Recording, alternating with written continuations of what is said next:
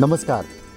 आज की हमारी एक विशेष बातचीत में हमारे साथ उपस्थित हैं देश की विख्यात लोक गायिका श्रीमती मालिनी अवस्थी जी। मालिनी जी, विश्व रंग की आज की हमारी इस मुलाकात में, इस बातचीत में आपका हार्दिक स्वागत है।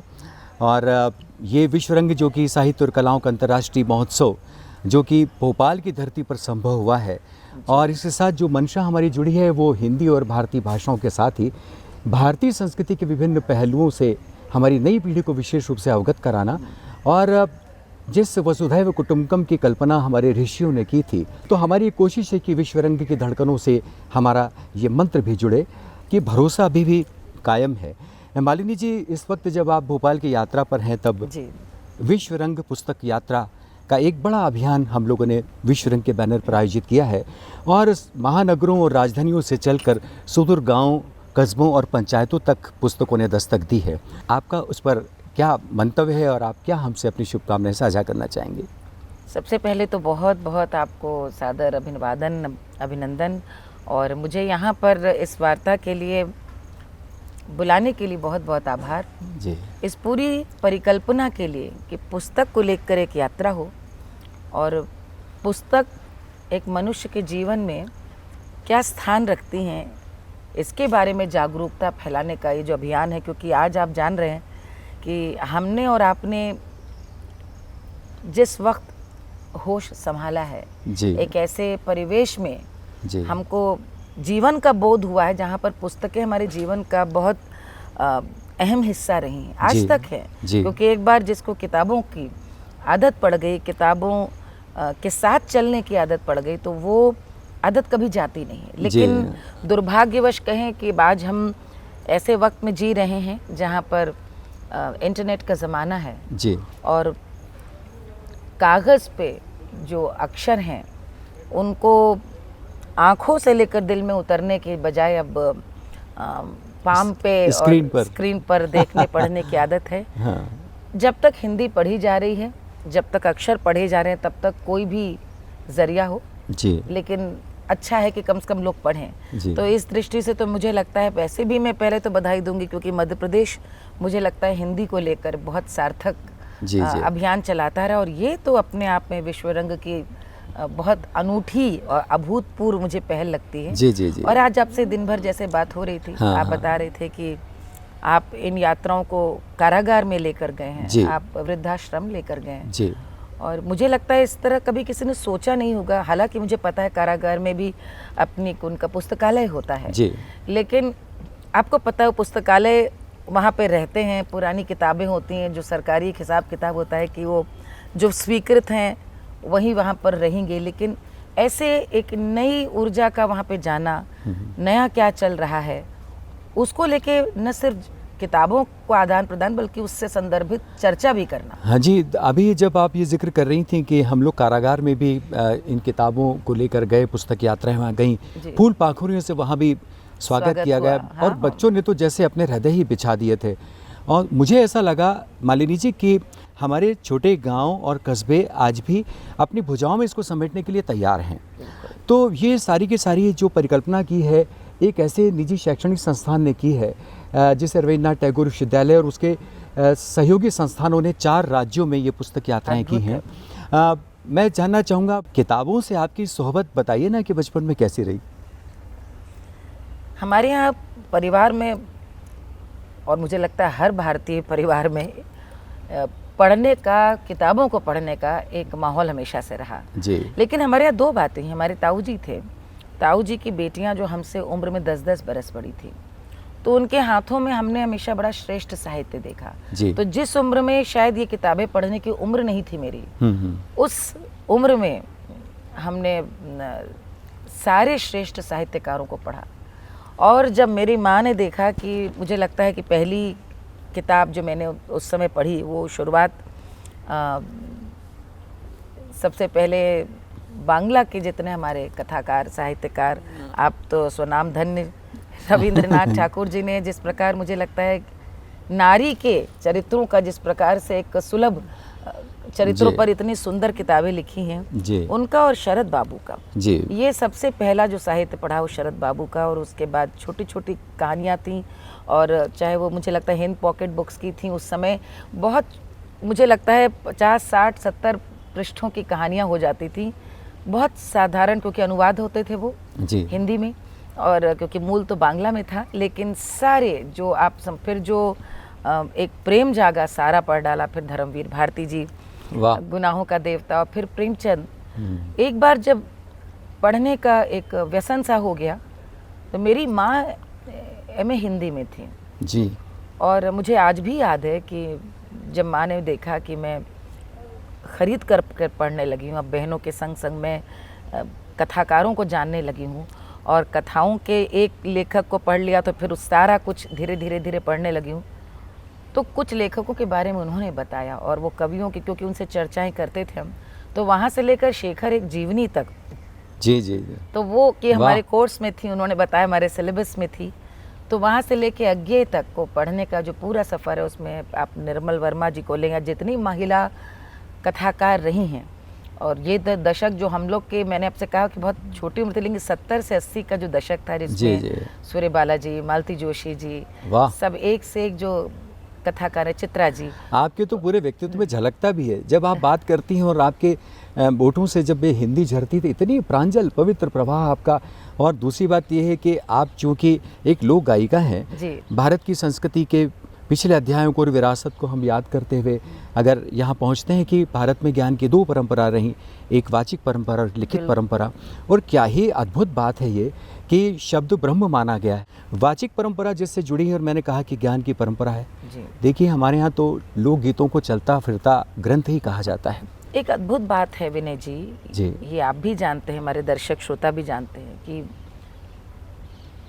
किताबों से एक तो आपका एक दृश्यात्मक चीज़ों को समझने का, देखने की एक समझ विकसित होती है, जो सबसे बड़ी किताबों की देन है जी। आप अनुभव आपका समृद्ध होता है, और आपको एक अक्षर पढ़ करके उस चित्र को समझने की कल्पना साकार आपके सामने होती है। वो एक बहुत अद्भुत देन है पुस्तकों की। जी।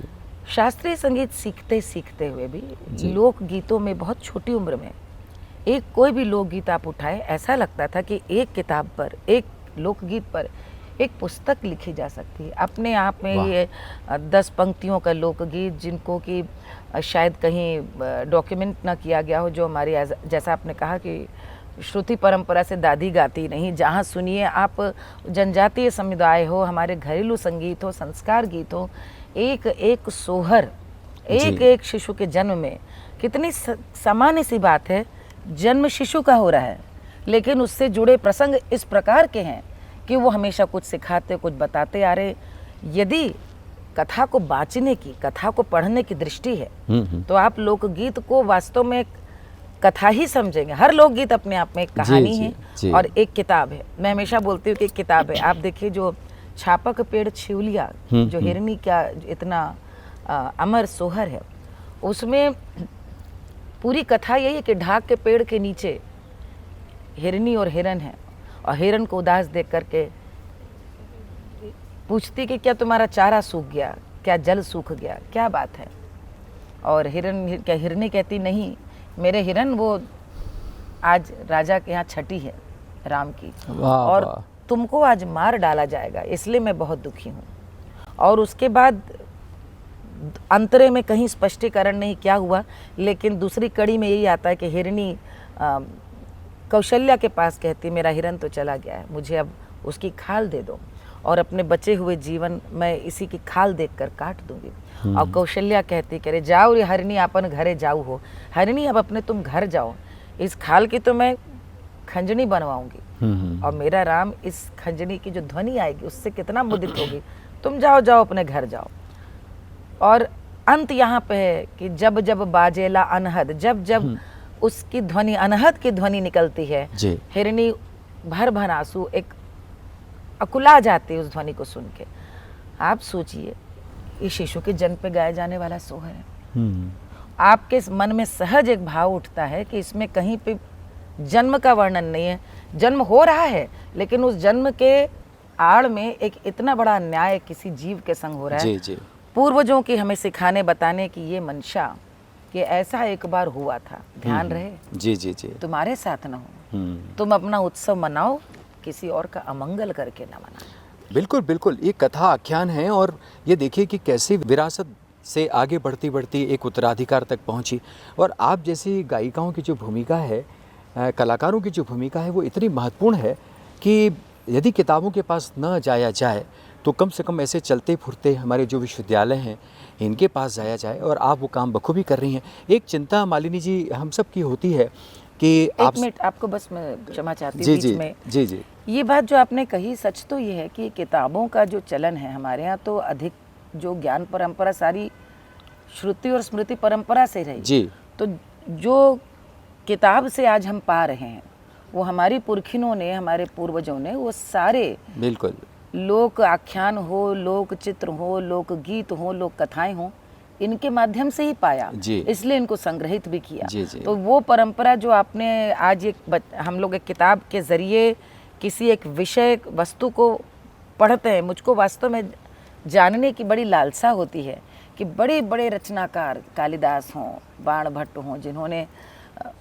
पूरे ऐसे उपन्यासों का विन्यास हमारे सामने रखा है, वो वास्तव में लिखे थे कि सारी श्रुति परंपरा में कंठस्थ। जी जी। क्योंकि लेखनी तो पाश्चात्य देश कहते हैं 200 वर्ष पहले ही आई। जी।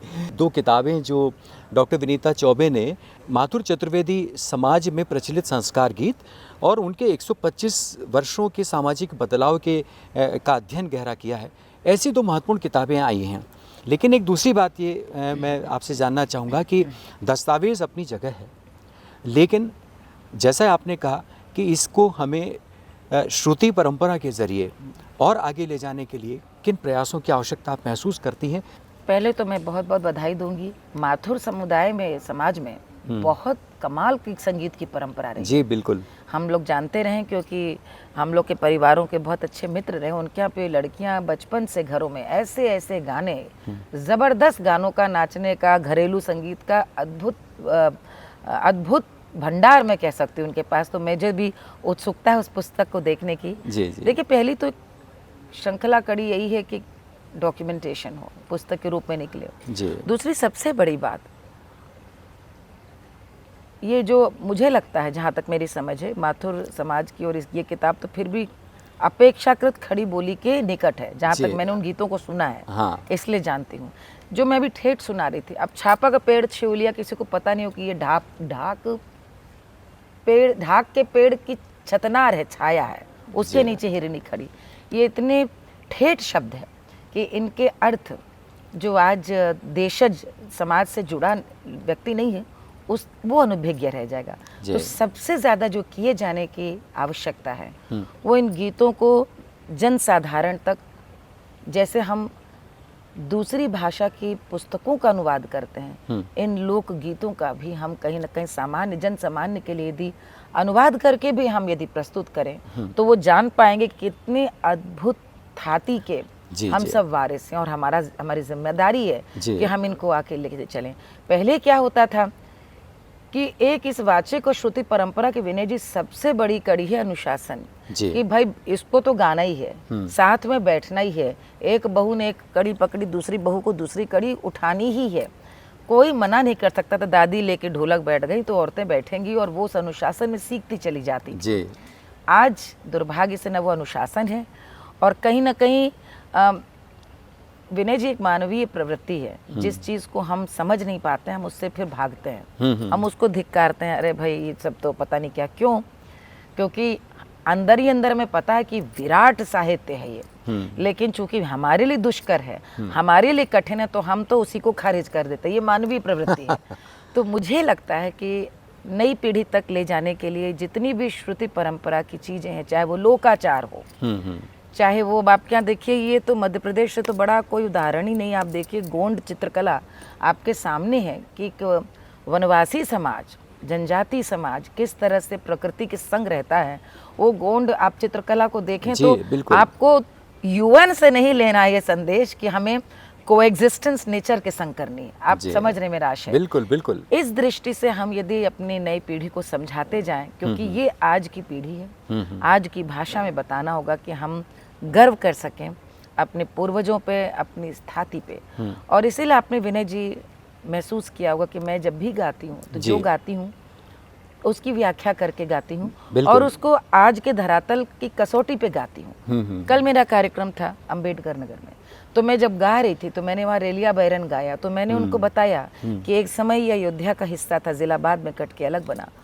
और मेरे सामने मुझे याद है 95-96 में यहाँ पे रेलवे बड़ी लाइन की लोकार्पण, रेल नहीं थी, बस से लोग जाते थे, कैसे जाते थे। और जब रेल आई पहली बार तो मैंने कहा मुझे वो कौतूहल याद है 95-96 में, ये तो 100 साल पुराना गीत है। तो आप जब उस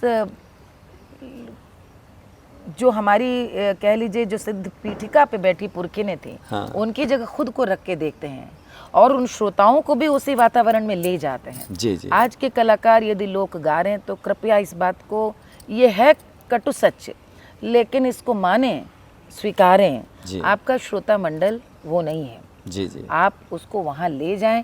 ये एक दुष्कर काम है, ये कठिन चुनौती है, लेकिन यदि आप कर सकें तो कहीं ना कहीं आपकी यात्रा में वो भी शामिल होगा। जैसे आप पुस्तक यात्रा निकाल रहे हैं, हम लोग भी यही करते हैं कि अपनी यात्रा में श्रोता समाज को जरूर साथ। देखिए कि जहाँ से भी पहल शुरू की जाए वो निश्चित रूप से कहीं ना कहीं तो आगे बढ़ती है, उसके दस्तकें खाली जाती नहीं है।